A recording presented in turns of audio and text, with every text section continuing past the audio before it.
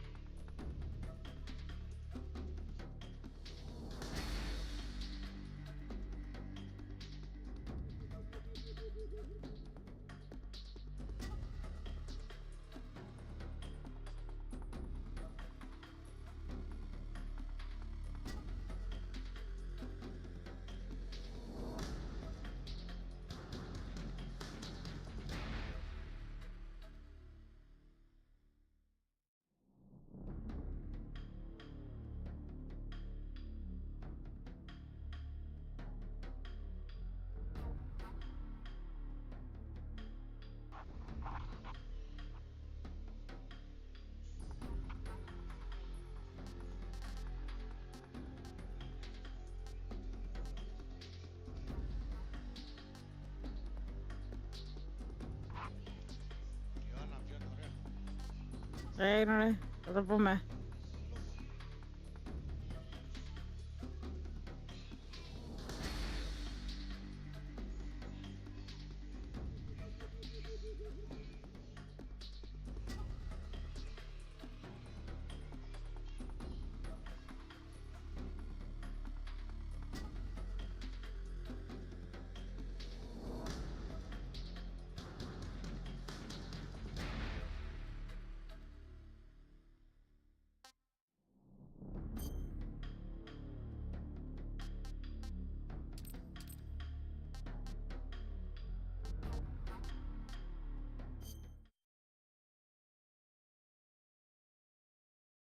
After the end of World War II, the world was split into two, East and West. This marked the beginning of the era called the Cold War.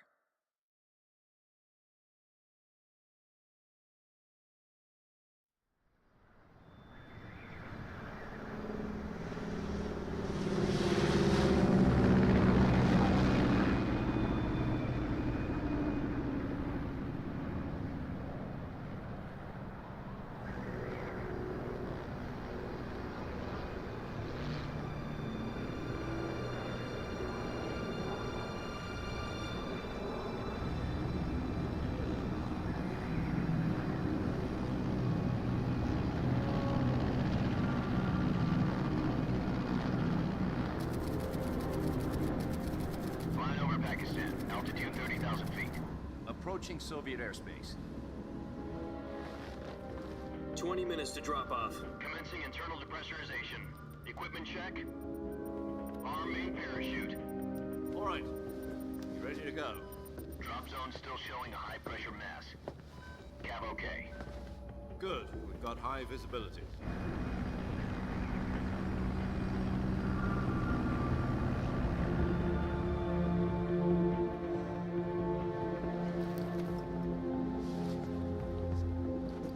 Put out that cigar. Connecting oxygen hose to interior connector. Put on your mask.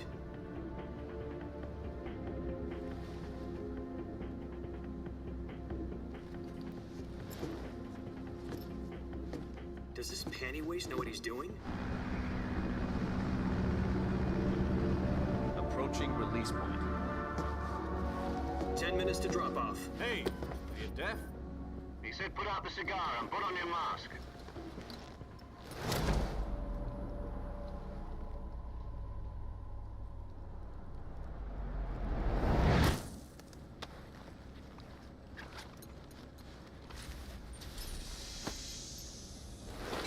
Depressurization complete. Checking oxygen supply. 6 minutes to drop off. Opening rear hatch.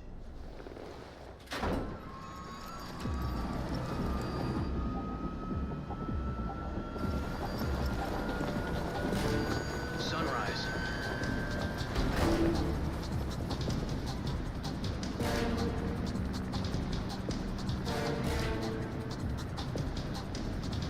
External temperature minus 46 degrees Celsius. 2 minutes to drop off. Stand up.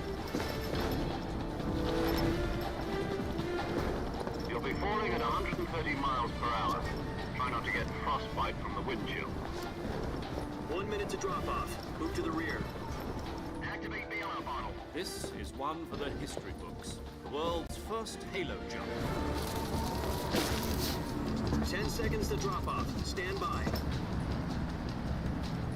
Status okay. All green. Prepare for drop-off. Countdown.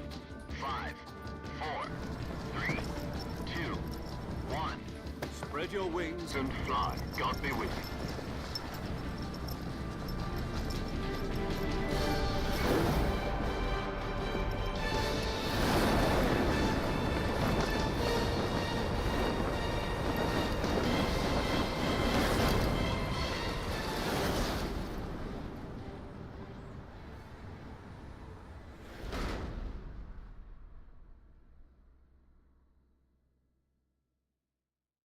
Jack, I've got some important news.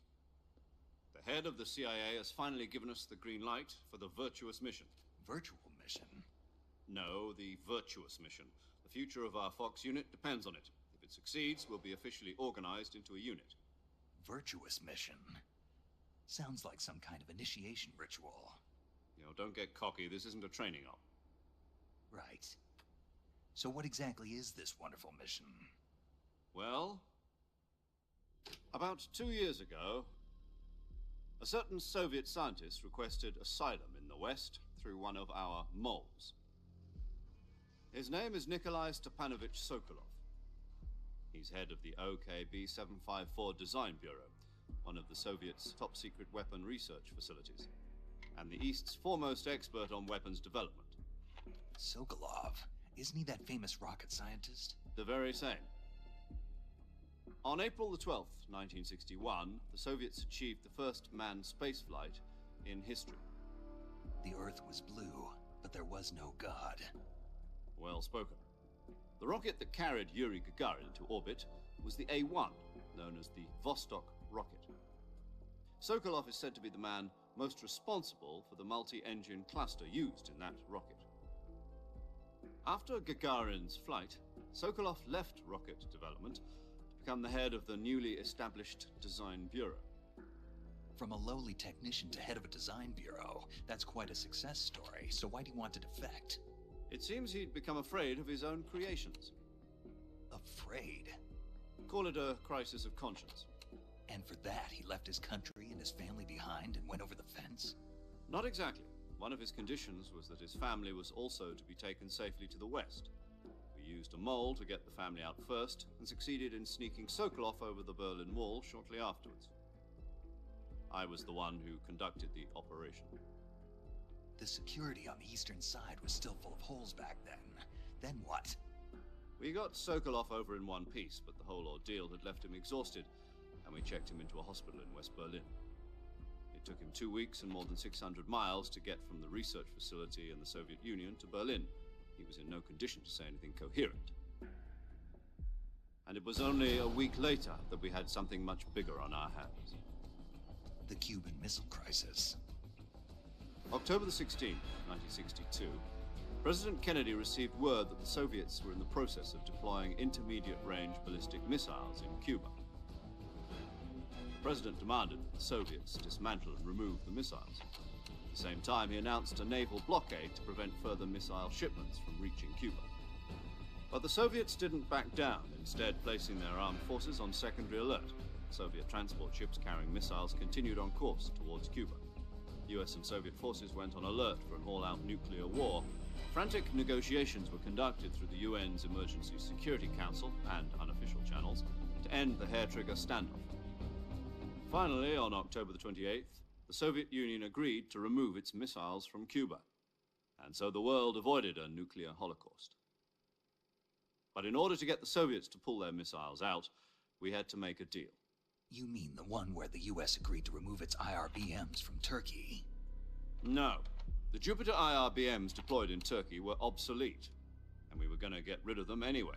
They had no strategic value whatsoever to either the US or the Russians. The Turkey deal was a ruse, a cover story that was fed to the other intelligence agencies around the world. So what did the Russians really want? Sokolov. They wanted us to return Sokolov. You mean the Soviets pulled out of Cuba just to get their hands on Sokolov? That's right. What the hell was he working on? At the time, we had no idea. We were running out of time. It was either give up Sokolov or risk full-scale nuclear war. In the end, we had no choice. President Kennedy gave in to Khrushchev's demand. The next day, I got Sokolov out of the hospital, handing him over to agents on the eastern side. Sokolov kept on screaming, "Save me," until he disappeared from my sight. Then, a month ago, we received some new information from one of our moles. About Sokolov? Yes. He was taken back to the research facility and forced to continue working on the weapon in question under KGB supervision. What's more, it's on the verge of completion. So what kind of weapon is it? Something to do with space rockets? No, missiles.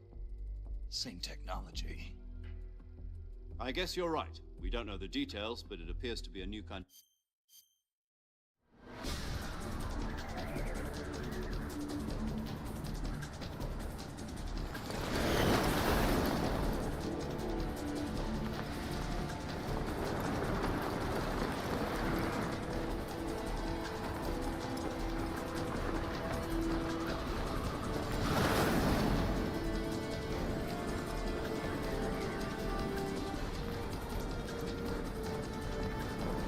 Listen up, Jack. Your mission is to infiltrate Selino-Yarsk in the Soviet mountains, ensure the safety of Sokolov, and bring him back to the West.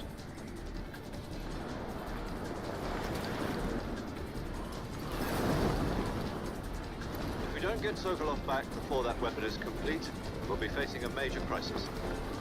The clock is ticking.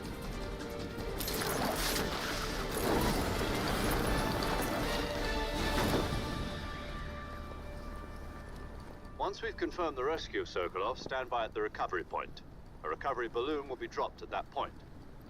Helium will be pumped into the balloon to inflate it. The process takes about 20 minutes. Once it's complete, the gunship's arm will latch onto the balloon and pull it up.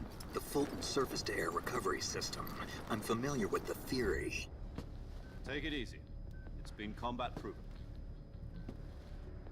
Do you think Sokolov is up to it? The shock will be less than during a parachute jump, and the arm can handle up to 500 pounds. So you're planning on going over the border in a single combat Talon?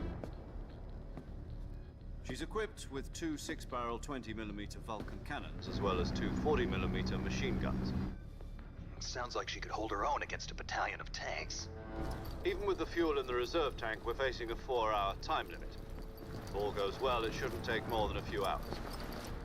Home in time for dinner. But if anything goes wrong, you'll be eating dinner, breakfast, and all the rest of your meals in the jungle.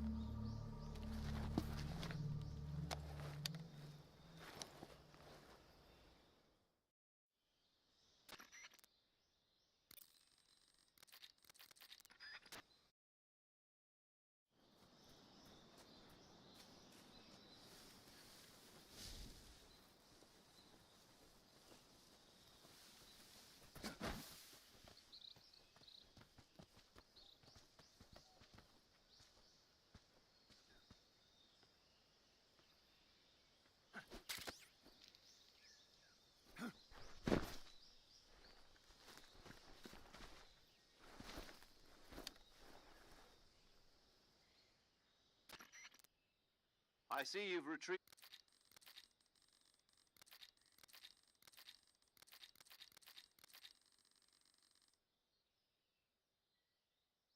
Being patriotic. It means devoting yourself to your country. I follow the president and the top brass. I'm ready to die for them if necessary. The president and the top brass won't be there forever. Once their terms are up, others will take their place.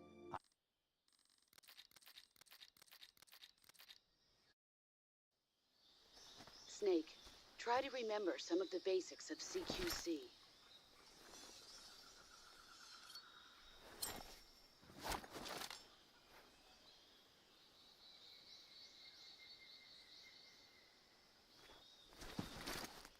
Commencing virtuous mission now.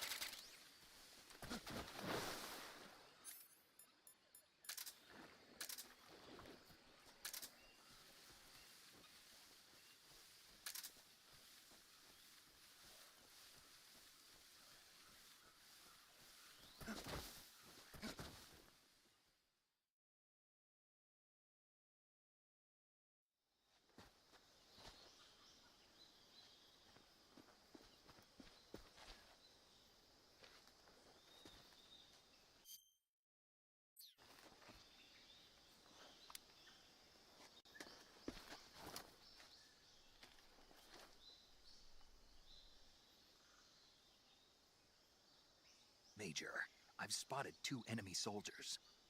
They're probably KGB troops sent to guard Sokolov. AK-47s and grenades.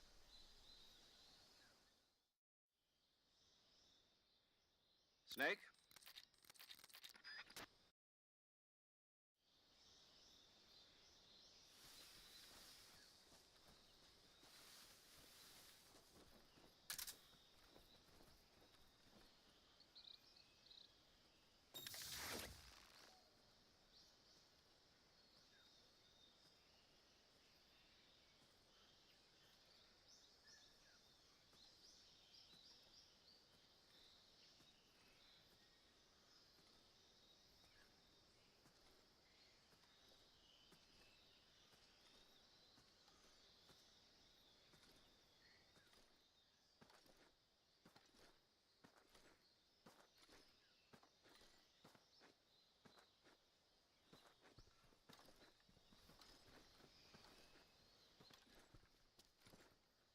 Freeze.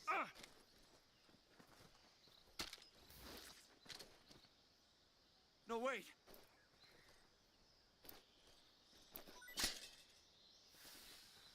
Oh!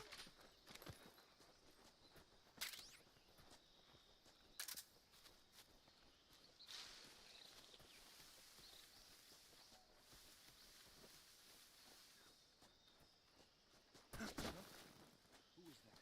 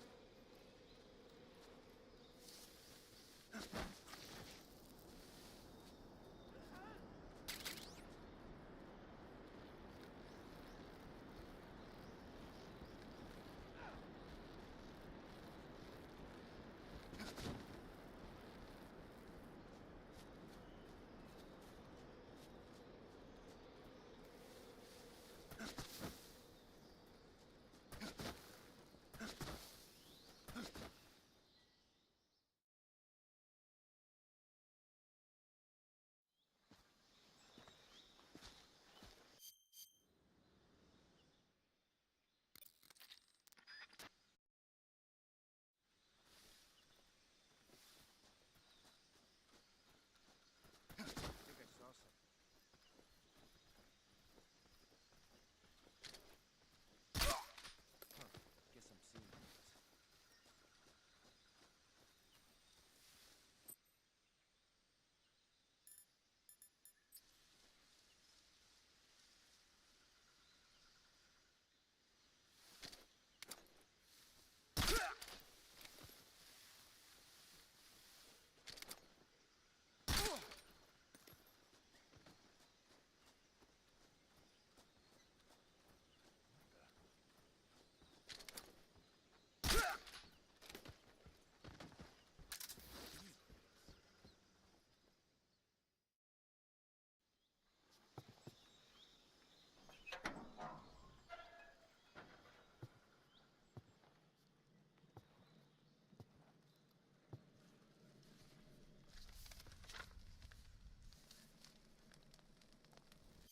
He's a member of the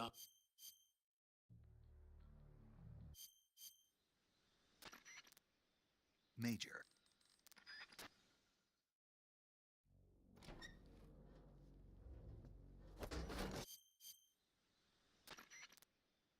Major.